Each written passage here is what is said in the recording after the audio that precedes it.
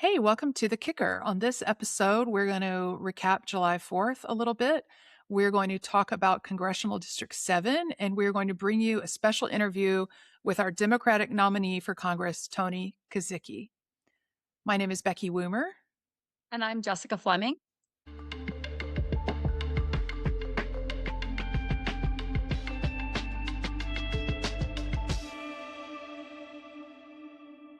Hey, Jess. Nice Good to to see you. Hi, nice to see you, Becky.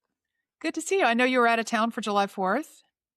Yes, I was out of town, had a great time, but I was missing all the 4th of July fun. How was marching in the parade here in Forsyth County? It was really great. It was a great year. I've done this for several years. And well, first I have to say it was absolutely hot as fire.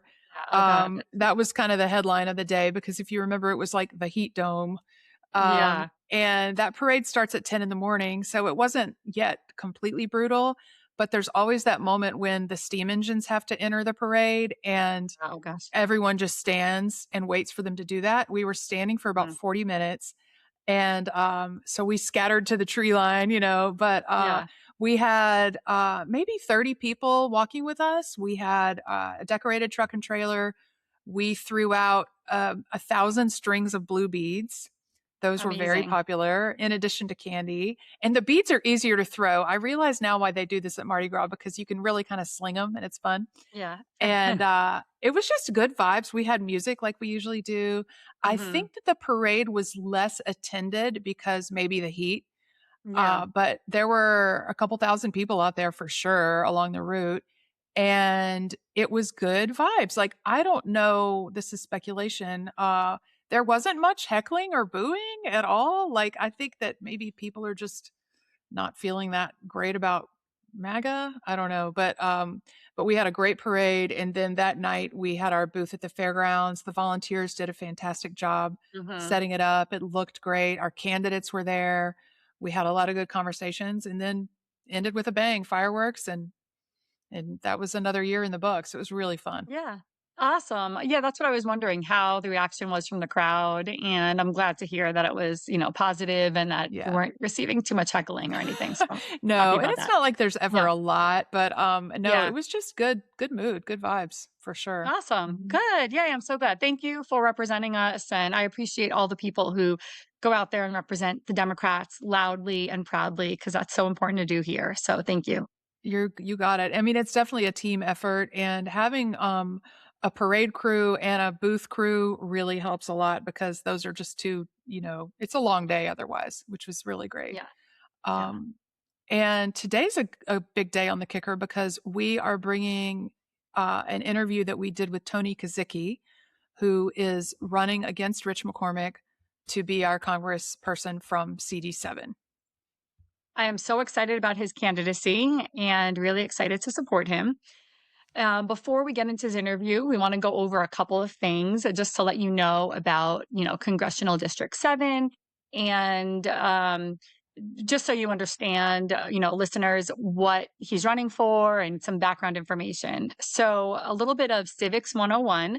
Members of Congress do a few things. They serve at the federal level. They are responsible for crafting national legislation and securing resources for their district. So, for example, Carolyn Bordeaux, who was our congressperson, got millions of dollars of federal money from the American Rescue Plan for our district. And then they also serve as a direct link between our local community and Washington. So, this is the people who are speaking on our behalf and representing us in Washington. That's the way it's supposed to work, right?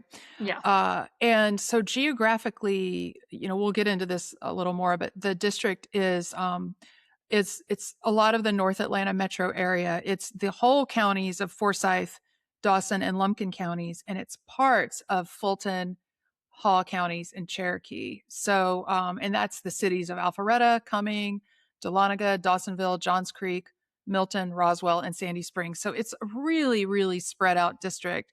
It wasn't Yeah. always that way.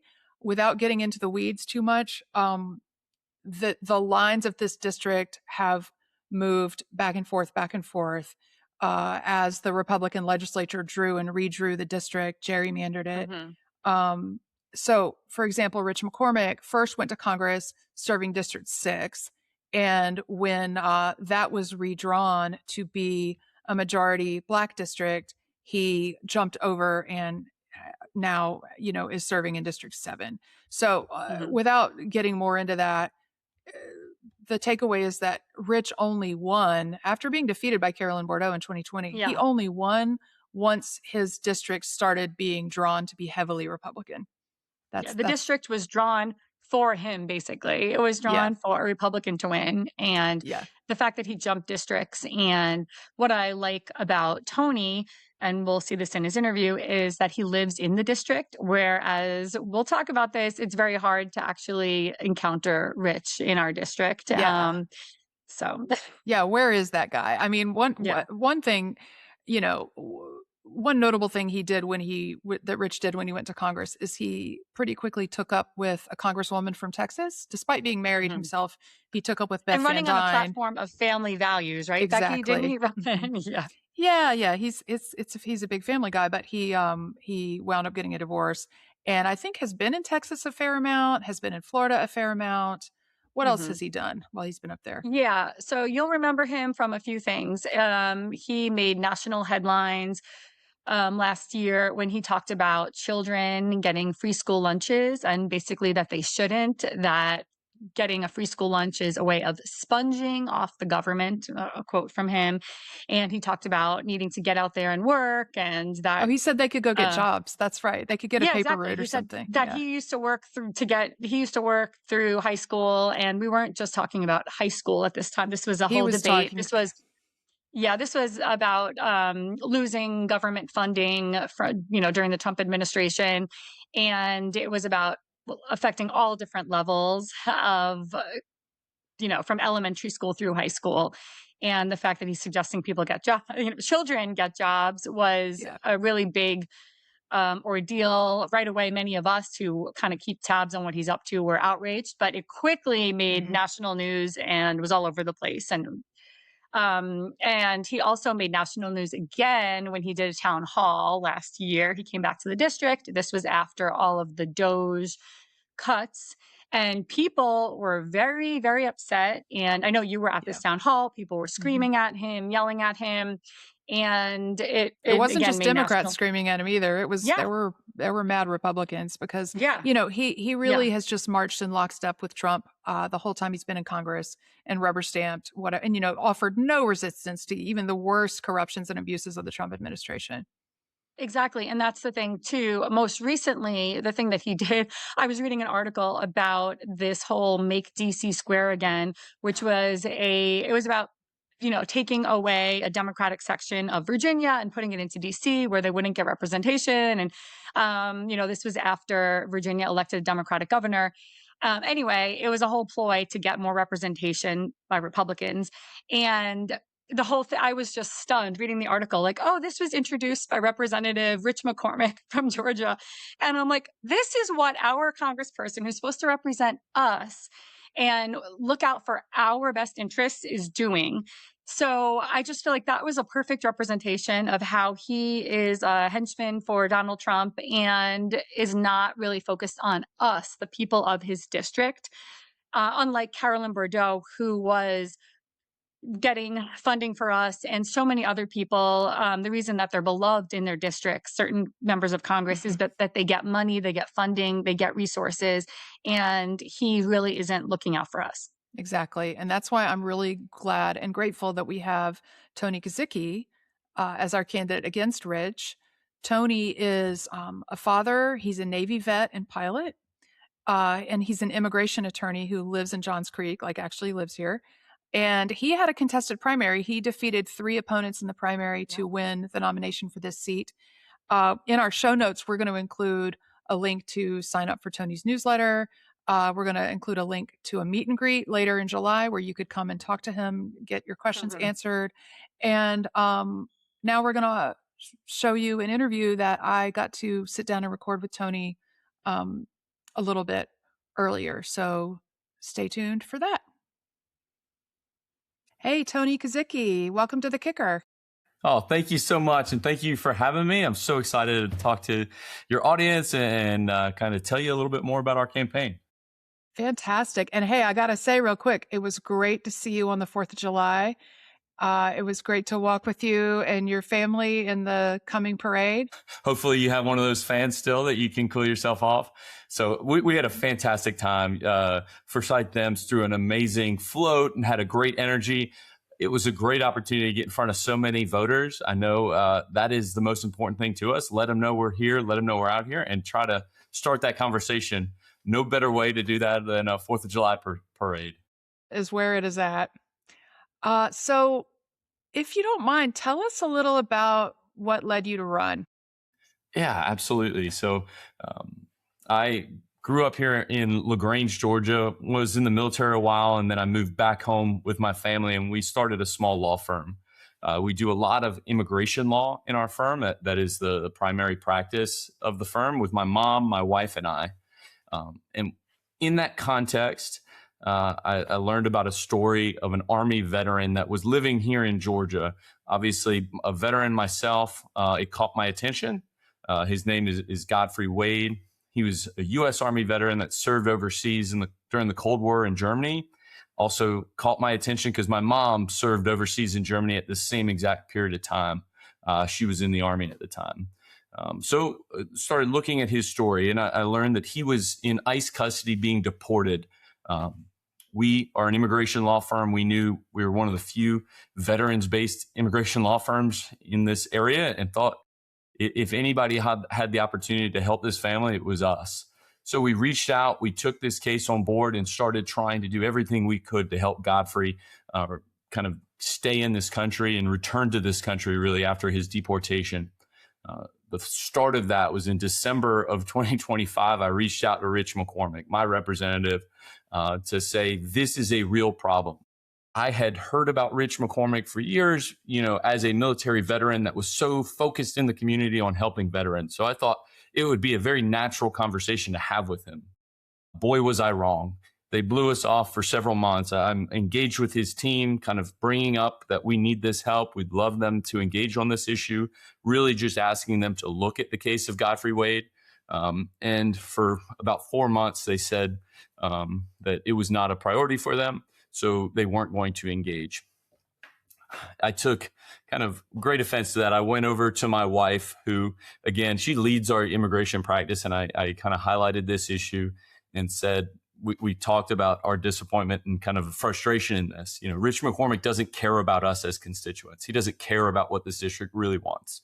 And my wife, Nikki, really said, there's one thing to do about it. We could run against him. So in the end, we decided to do exactly that, jump in this race and fight every day to be a different kind of representative, a representative that kind of stands on principles, brings this country together, and really fights for our community. The Godfrey Wade case has really inspired me.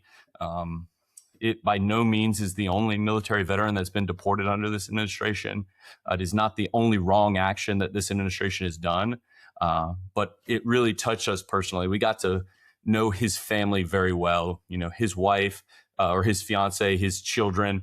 These are U.S. citizens that live here, are rooted here. We're not just talking about the disruption to a U.S. Army veteran. We're talking about a family whose life has been totally turned upside down by the hands of the United States government, and the law should never have done this. If we followed the letter of the law, he should be here right now.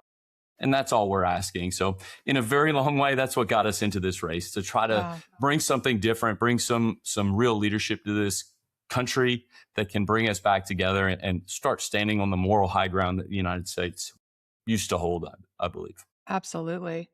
I feel like there are probably a lot of people in our community who are, struggling in different ways and who aren't seeing the leadership that we need. What do you feel like is the biggest issue facing the citizens in our district? Gosh, I think the issues are so wide ranging. There's so many problems in our country right now. But I think if I could boil it down to one, it's trust. I don't think that me personally, I don't think that the people across the 7th District, I don't think the people across the country trust that our country and the leadership of our country is really acting in our best interest. And that is so deeply wrong. Like, that is what we need from our government. We need to trust that we may disagree with the decision. I don't need Rich McCormick to agree with everything I do, but I need to trust that he's doing things honorably, morally. He's doing things that are in the best interest of his constituents, which are me and you, and I feel like we've lost that a long time ago. And I think when you look at Rich McCormick's record, you see that so glaringly obvious. He ignores his district. I don't think he cares about us here in this district. I think that's the issue. It branches out into so many issues. It branches out into the affordability crisis we see because the decisions he makes don't address how the reality is in the 7th district. I don't think he makes it up to Dawsonville. I don't think he spends time in the community to see that people are really hurting with what's going on with the 1-year anniversary of this big, beautiful bill that he was a big proponent of.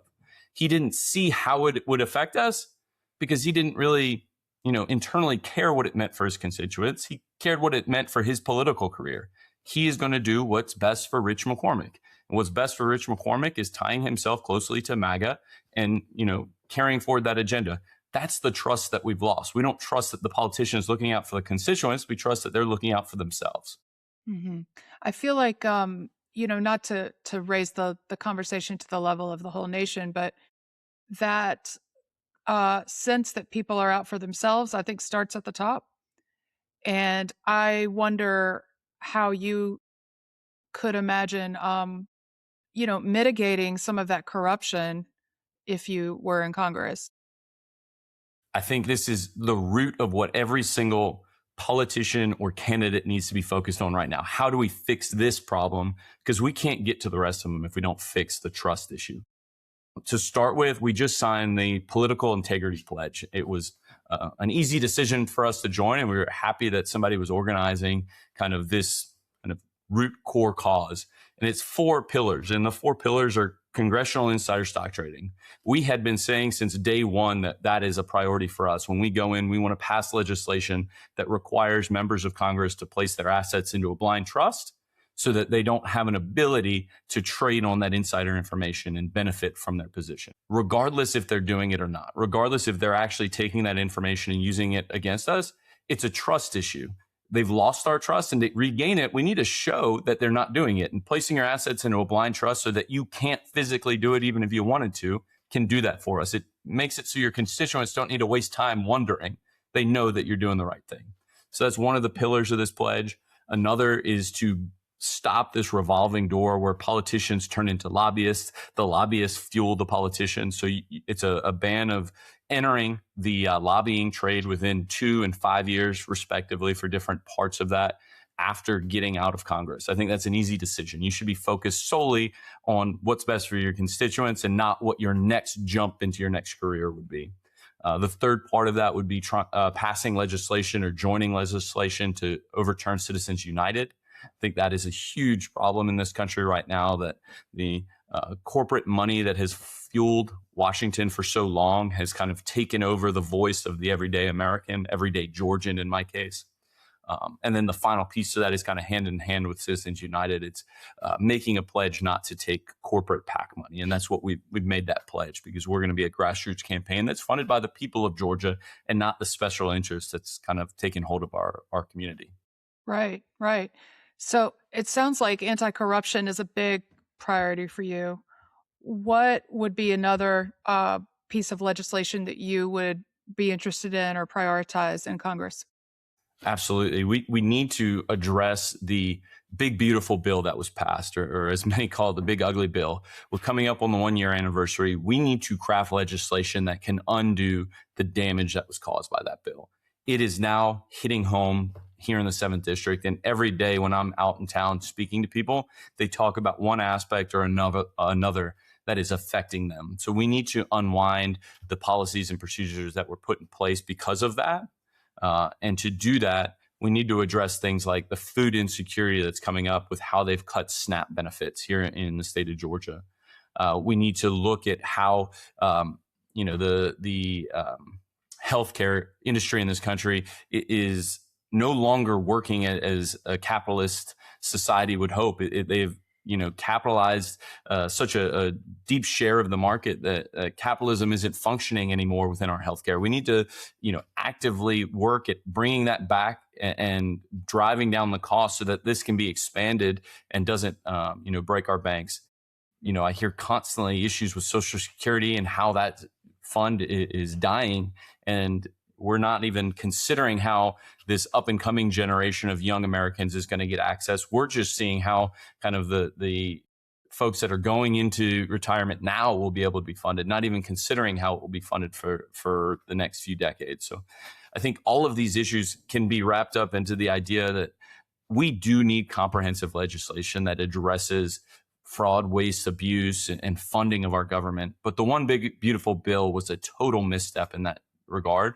We need to work together, and it needs to be bipartisan legislation that is kind of crafted directly at addressing the issues and has gone through rigorous debate. That's what Congress is there for, is that we can pull out these issues and create solutions that are in the best interest of our constituents. Mm-hmm.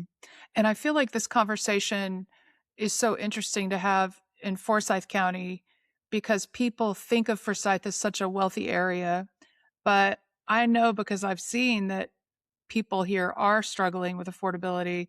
There's 1,100 students in our school district who are classified as housing insecure. And it's just not the glossy picture that people would have you believe. Absolutely. And the idea that Forsyth is a wealthy area, I think, kind of highlights the point that we misperceive, like you mentioned, the struggles that are going on in our community, and to be a society that doesn't look out for the least of us is something that's dangerous. I think those that are well off right now and comfortable need to recognize that if we continue in this direction, our country is going to start to fall apart at the seams. And it doesn't matter the wealth and success that we have right now. If we're not supporting our community members, we can't live in a society of just the high net worth earners. We need everyday Americans, and we need to strengthen the middle class so that they have a life that they are proud of and can rest on and be comfortable with. Because one, they are our neighbors, and we owe it to them. At least from myself, I am someone of deep faith, and I believe that's what I've been taught from the first day I went to Sunday school, is that we need to love our neighbors and care for our neighbors in a way that supports them and bolsters them up. But even beyond that, we have to consider the fact that these are the folks that really make up and build our society. And if we don't invest in them and help make sure that they're safe and comfortable and have a family that is, nurturing and loving, then the next generation isn't going to have that opportunity to be in a safe community that we grew up in. So I think investing in kind of the middle class in an area like Forsyth is so very important. And I think that carries forward in every corner of the district. That's going to be an increasing issue. Amen. And I don't know if Rich McCormick knows about this or wants to hear about it, but I am also curious if we are going to get to hear you debate Rich. Oh, great point. So we have sent off a challenge to Rich McCormick asking for 6 debates. The 7th district has 6 counties, and we're asking to host a debate in one of every county so that everyone in this district gets an opportunity to hear from us. He has yet to respond. We've given him to the 10th. We've asked for a response. We've laid out the specific dates. We've started to engage with some nonpartisan organizations to host those debates. But it's now going to be on Rich to accept that challenge. I think what's most important to me is when I go out, and this is something that happened at the Forsyth parade that you mentioned earlier, while we're walking downtown Cumming, I speak to everybody that I can run into. And I often get the question, are you a Republican or are you a Democrat? And that question really evolves into a deeper conversation where I try to discuss with them the idea that I'm a Democrat that is here to listen to every single person. So I hope that it doesn't shut you off from listening to me just because I am a Democrat. But with that, it was a Republican gentleman I was speaking with, and he was letting me know very specifically that he wasn't going to support me. And I asked him for one single thing, and I'd encourage everybody that is listening to this and runs into people like this, just encourage Rich to have one debate so that you can at least hear both sides of this. And if you live in Forsyth, we've given a set of dates over to Rich asking for those debates. We've asked for that in every single corner so that everybody here, if they're a Republican, a Democrat, they're undecided, they can hear from both candidates and decide which one is there to support them and which one they're going to place their trust in when they vote in November. So in terms of will we debate? I am going to debate Rich McCormick. I'm going to get multiple debates with Rich McCormick. He's going to either figure out that it's in his best interest to join us on these debates and do it willingly, or we're going to have to drag him in there kicking and screaming because he's going to look like a fool that's scared to debate us. He gets to choose which one. I really hope he chooses the first one where we just do this civilly. Right. I think everybody on both sides should want to see that debate. And I saw you talking to people in the crowd on July 4th, especially while we were standing waiting for the steam engines to move. And that makes me think, given that this election is going to be decided by independent voters, undecided voters, people who maybe aren't sure where they're at, how are you going to be able to get your message out to those folks? We need to get out and let the community know who we are. And we need the help of the Democratic community that supports us and has had the opportunity to look at our campaign and get behind us and understands that they want us as their candidate to be elected. We need your help to get to that next level. Talk to your neighbor, talk to your friend, even if they're a conservative, encourage them to visit our website and reach out to us. We want to talk to you directly. Unlike Rich, where you're going to call and you're not going to hear anything back, we're going to try to get you on the phone with me or get you in a room with me so I can answer your questions directly, because I think that's how we do this. We build trust. So I'd really encourage anybody that's on here listening, ready to elect the next generations of leaders for our country, especially here in our own county. I'd ask you to reach out and engage with our campaign so you can help us build that following and that outreach to our community so that we can get in front of them and let them know who we are really. Donald Trump says so much about who a Democrat is, and I have never identified with a single word that Donald Trump has said or identified as a Democratic position. I think he is making it up directly, and I know many of you feel that. So that's how we need to get in our community and make sure they know who we are and what we actually stand for. So that's where we'd ask for as much help as we could. Reach out to our campaign and help us do that together. Absolutely. Well, I think people will want to do that the more they hear from you and the more they know about you and your campaign. Absolutely. And I appreciate it coming on your show. This is a great opportunity for us to reach many more of our constituents. Please reach out to us. We would love to engage with you, understand what your concerns are, because we are trying to be a true representative of this district. And there's no way to do that unless we hear from our district.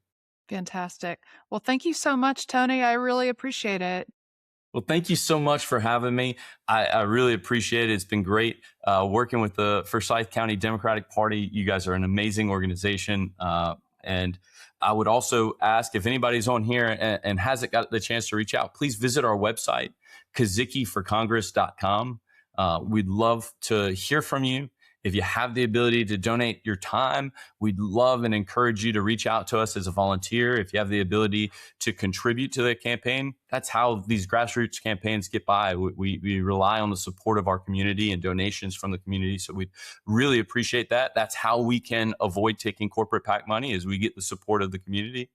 And then if we have an event coming out to your area, we'd love for you to be there. So please join our newsletter. It's going to be the details will be on our website. Join our newsletter, follow us on social media. Those will be the best places to learn where we'll be. And we'd love to see you out in town and meet you and your neighbors and your family. So thank you so much. And we can put all those links in our show notes as well. We'll put the newsletter sign up in the website there so everybody can get in the loop and stay in touch with what Tony's doing.